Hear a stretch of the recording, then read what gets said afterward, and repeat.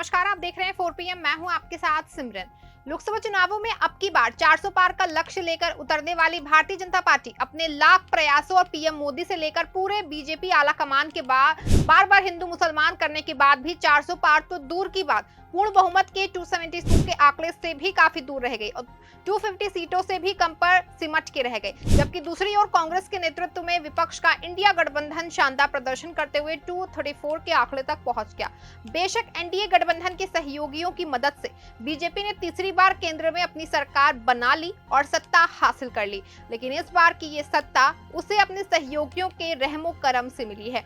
भाजपा की यह हालत करने में और उसे 250 से भी नीचे रोक देने में विपक्ष के कई मुद्दे काफी कारगर साबित हुए हैं। लेकिन अगर सबसे ज्यादा किसी मुद्दे ने जनता को प्रभावित किया है और बीजेपी को नुकसान पहुंचाया है तो वो था विपक्ष का संविधान बचाने का मुद्दा। कांग्रेस और राहुल गांधी के नेतृत्व में जिस तरह से पूरे इंडिया गठबंधन ने संविधान बचाने की मुहिम निकाली और केंद्र की बीजेपी सरकार और पीएम मोदी पर संविधान को खत्म करने और लोकतंत्र की हत्या करने के आरोप लगाए, उसने एक जाति वर्ग के मतदाताओं को काफी प्रभावित किया है और चुनावी नतीजों में ये प्रभाव साफ देखने को भी मिला। विपक्ष भाजपा पर बाबा साहेब भीमराव अम्बेडकर के संविधान को बदल देने का आरोप लगाकर दलित मतदाताओं को अपनी ओर आकर्षित करने में सफल रहा, जिसका नतीजा रहा कि बीजेपी सिर्फ 240 सीटों पर सिमट के रह गई। हालांकि चुनाव के दौरान बीजेपी की ओर से लगातार साहेब और छोटे साहेब जनता को ये बताने का प्रयास कर रहे हैं कि बीजेपी कोई संविधान बदलने नहीं जा रही है और ऐसा कुछ भी होने नहीं जा रहा है। लेकिन जिस तरह से विपक्षी नेताओं को जेल में डाला गया, संसद की कार्यवाही नहीं चलने दी गई, विपक्षी सांसदों को बोलने का मौका नहीं दिया गया और उसके अलावा जिस तरह से बीजेपी के कुछ नेताओं ने संविधान को बदलने की बात कही, इन सभी बातों को मुद्दा बनाकर विपक्ष लगातार इसी बात को दोहराता रहा कि अगर फिर से बीजेपी की सरकार आई तो वो संविधान को बदल देंगे और लोकतंत्र को खत्म कर देंगे। राहुल गांधी समेत विपक्ष के सभी नेता अपनी चुनावी रैलियों के दौरान भी हाथ में संविधान लेकर अपने भाषण देते रहे और ये कहते रहे कि बीजेपी बाबा साहेब के संविधान को बदलने के लिए ही 400 सीटें लाने की बात कह रही है। अगर बीजेपी फिर से सत्ता में आ गई तो वो संविधान को बदल देगी, बाबा साहेब के अस्तित्व को समाप्त कर देगी। विपक्ष की इन सभी बातों ने जनता को प्रभावित किया और उसी का नतीजा लोकसभा चुनाव के परिणामों में देखने को मिला। लोकसभा चुनावों के नतीजों के बाद भी राहुल गांधी और कांग्रेस संविधान के मुद्दे से पीछे नहीं हट रहे हैं। वो अभी भी संविधान को हाथ में लेकर ही अपना विरोध जता रहे हैं। अब लोकसभा नतीजों को देखकर और उससे सबक लेते हुए बीजेपी चुनावी परिणामों के बाद से संविधान को लेकर ज्यादा सतर्क नजर आ रही है। नतीजों के बाद प्रधानमंत्री मोदी ने जिस तरह से संविधान के आगे शीश झुकाया और उसे प्रमाण किया, उससे कहीं ना कहीं चुनावों में हारकर भी विपक्ष की एक बड़ी जीत के तौर पर उसको देखा गया, क्योंकि नतीजों में मिले इस झटके से बीजेपी को संविधान की ताकत समझ में आ गई है और उसे ये समझ में आ गया है कि इससे उसको बड़ा नुकसान हुआ है। बीजेपी तब से संविधान को लेकर ज्यादा सतर्क नजर आने लगी। लोकसभा नतीजों के बाद से बीजेपी लगातार संविधान को लेकर आगे दिख रही है और खुद को संविधान का सबसे बड़ा रक्षक और संविधान का सम्मान करने वाला दिखाने का प्रयास करके दलित वोटरों को लुभाने की कोशिश कर रही है। लोकसभा नतीजों के बाद से ही बीजेपी लगातार संविधान को लेकर अलग अलग कार्यक्रम भी कर रही है और प्रधानमंत्री मोदी के भी भाषणों और उनकी बातों में संविधान का जिक्र लगातार हो रहा है। पीएम मोदी अब अपने बयानों में बीजेपी को संविधान का रक्षक और कांग्रेस को संविधान बदलने वाला बता रहा है। वो राहुल गांधी की लाल कलर की संविधान की प्रति को खाली बता रहे हैं और एक लाल किताब करार दे रहे हैं और इस सबके पीछे बीजेपी का मकसद खुद को संविधान व बाबा साहेब का हितैषी दिखाकर दलितों को प्रभावित करना और कांग्रेस व इंडिया गठबंधन द्वारा उठाए गए संविधान बचाव के मुद्दे फेल करना है।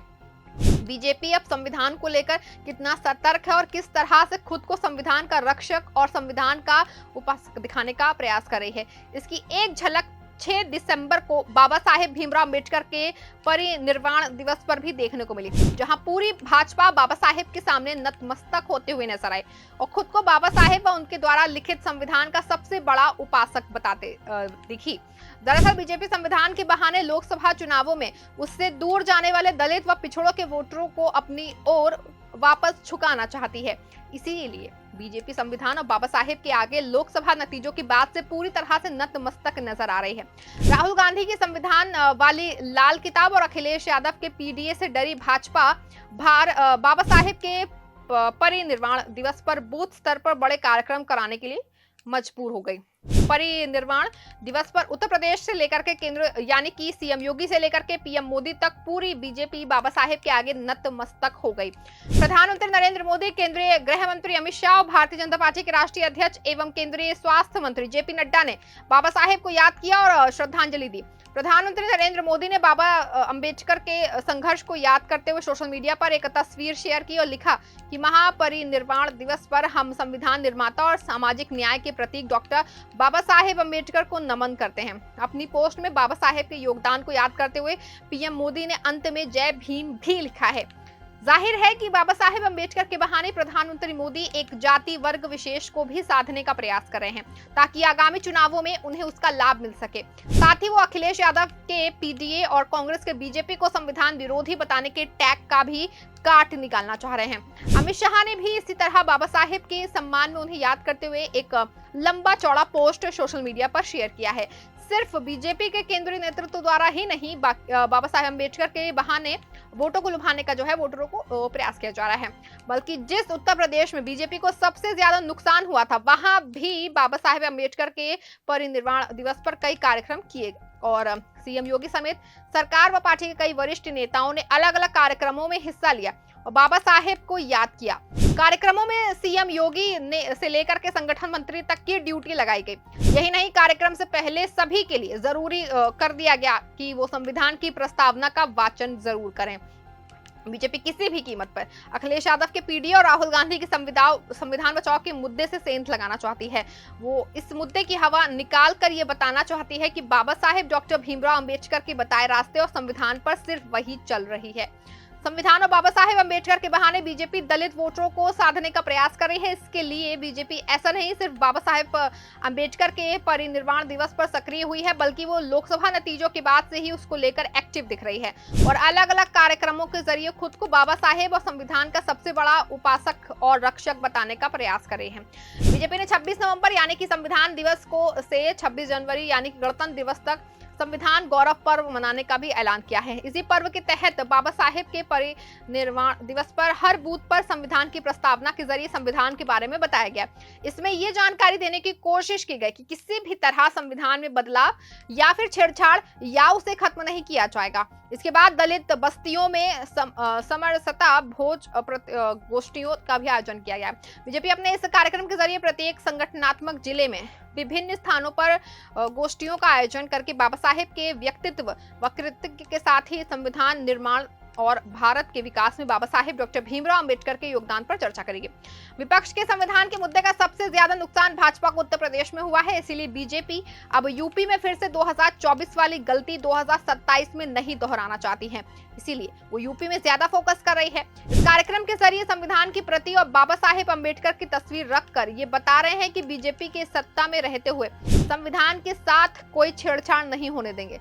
कांग्रेस ने लोकसभा चुनाव के दौरान फैलाई गई झूठी बात को जान लिया है और उन्हें भरोसा है कि नरेंद्र मोदी व बीजेपी की सरकार में रहते हुए संविधान पूरी तरह से सुरक्षित है। संविधान को अगर खतरा है तो कांग्रेस से इस बात को लोगों तक पहुंचाने का काम कर रहे हैं। बाबा साहेब के परिनिर्वाण दिवस के अलावा बीजेपी 25 दिसंबर को पूर्व प्रधानमंत्री अटल बिहारी वाजपेयी की जयंती को सभी बूथों पर सुशासन दिवस के रूप में मनाएगी। इसके बाद 26 दिसंबर को जिला स्तर पर राष्ट्रीय बाल शहीदी दिवस मनाया जाएगा। बीजेपी अगले 2 महीने तक भारतीय संविधान के 75 साल पूरे होने पर संविधान गर्व दिवस कार्यक्रम चला रही है। बीजेपी अनुसूचित जाति और अनुसूचित जनजाति मोर्चा की ओर से दलित समुदाय के बीच संविधान गर्व दिवस कार्यक्रम कर विपक्ष के संविधान पर खतरे वाले मुद्दे को काउंटर करने का प्रयास कर रही है। हाल ही में प्रधानमंत्री नरेंद्र मोदी की अध्यक्षता में हुई मुख्यमंत्री परिषद की बैठक में संविधान दिवस के जश्न का जिक्र किया गया। उन्होंने न केवल सभी एनडीए शासित राज्यों के मुख्यमंत्रियों और उप मुख्यमंत्रियों से इस अवसर पर भागीदारी को प्रोत्साहित करने के लिए कहा था, बल्कि एनडीए के सहयोगियों से ये भी कहा था कि ये उनकी जिम्मेदारी है कि वो लोगों को भारतीय संविधान की शक्ति से अवगत कराएं, जो कि एक ठोस नींव पर आधारित है। बीजेपी ने यूपी संगठन में भी दलित और ओबीसी की भागीदारी बढ़ाने की रणनीति बनाई। उत्तर प्रदेश में बीजेपी अपने संगठन के जरिए एक मजबूत सोशल इंजीनियरिंग बनाने की रणनीति में है। बीजेपी के के नए संगठन में सभी जातियों और वर्गों का बैलेंस बनाने की कोशिश है। महिलाओं और दलितों को खास अहमियत दी जाएगी। दलितों की सहभागिता बढ़ाने पर बीजेपी खास ध्यान देगी ताकि राजनीति में उन्हें उचित प्रतिनिधित्व मिल सके। इस तरह बीजेपी दलित समाज के बीच पैदा हुए अविश्वास को खत्म करके उनके विश्वास को जीतने के लिए दांव चल रही है।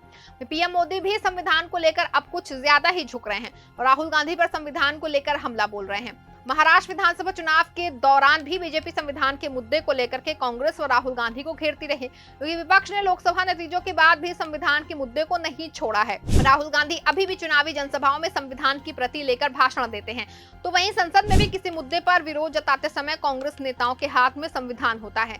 सरकार की ओर से जब भी किसी मुद्दे पर विपक्ष को नहीं बोलने दिया जाता है तो विपक्ष संविधान हाथ में लेकर विरोध करता है। यही कारण है कि बीजेपी अब संविधान के मुद्दे को लेकर काफी सतर्क दिख रही है। विपक्ष के इस मुद्दे का काट निकालने के लिए दलित और समुदाय को ये बताने के लिए कि बीजेपी संविधान की रक्षक है और बाबा साहेब की बहुत बड़ी उपासक है। भाजपा संविधान को लेकर तमाम तरह के कार्यक्रम कर रही है। अब देखना होगा कि बीजेपी को इन कार्यक्रमों से कितना लाभ मिलता है। इस खबर में फिलहाल बस इतना ही। ऐसी तमाम राजनीतिक खबरों के लिए बने रहें, देखते रहें 4PM। धन्यवाद।